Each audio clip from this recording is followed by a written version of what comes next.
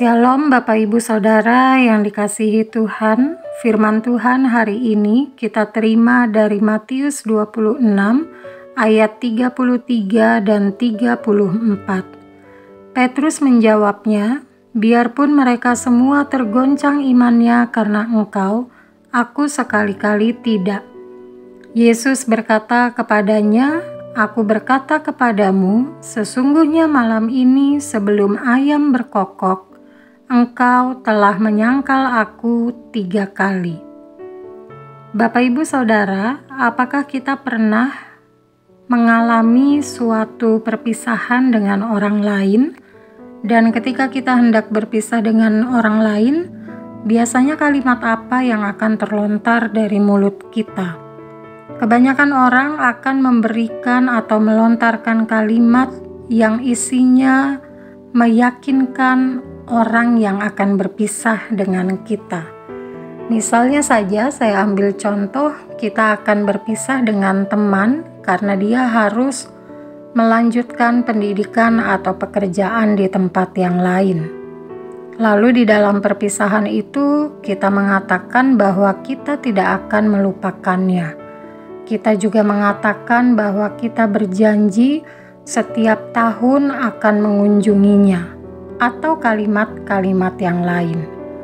Tetapi dari banyaknya kalimat yang terlontar dari mulut kita, berapa banyak kalimat itu bisa kita wujudkan atau bisa kita tepati? Biasanya kita bisa menepati janji yang terlontar dari mulut kita itu biasanya di awal-awal. Tetapi seiring berjalannya waktu, kita mulai melupakan janji kita mulai sibuk dengan dunia kita, dan akhirnya kita melupakan teman kita tersebut.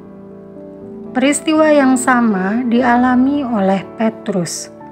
Ketika Yesus mengatakan akan banyak orang yang tergoncang imannya, Petrus dengan yakin, dengan meyakinkan diri dan meyakinkan Yesus bahwa dirinya tidak akan tergoncang imannya di tengah situasi dan kondisi apapun. Petrus bahkan mengatakan orang lain bisa tergoncang imannya, tetapi dirinya tidak. Keyakinan Petrus ketika dia mengatakan demikian bertolak belakang dengan yang Yesus katakan. Ketika Petrus berusaha untuk meyakinkan dirinya dan juga meyakinkan Yesus, Yesus malah mengatakan bahwa Petrus akan menyangkalnya sebanyak 3 kali sebelum ayam berkokok.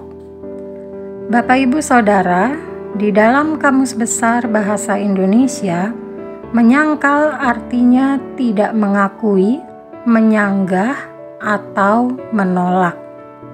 Kalau kita mau lihat di ayat-ayat berikutnya, apa yang dikatakan Yesus benar terjadi.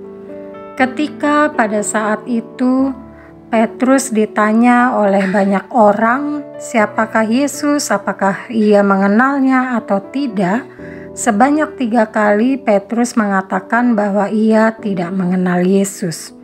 Artinya Petrus tidak mengakui Yesus. Artinya Petrus menyanggah keberadaan Yesus yang sebenarnya dia kenal secara pribadi. Nah, Bapak Ibu Saudara, apakah di dalam kehidupan ini kita seringkali seperti Petrus ketika kita berhadapan dengan masalah, ketika kita harus diperhadapkan dengan iman, apakah kita berani mengakui Yesus di depan banyak orang, atau justru kita menyembunyikan identitas kita? Jangan seperti Petrus yang menyangkal Yesus. Jangan seperti Petrus yang tidak mau mengakui siapa Yesus dan tidak mau mengakui identitasnya. Kita adalah pengikut Kristus, akuilah identitas kita di hadapan semua orang. Tidak perlu malu mengakui Yesus, tidak perlu takut dengan segala hal yang akan kita hadapi ketika kita mempertahankan iman kita. Karena ketika kita mengakui Yesus di dalam hidup kita, Dia akan menolong kita di dalam segala hal. Amin.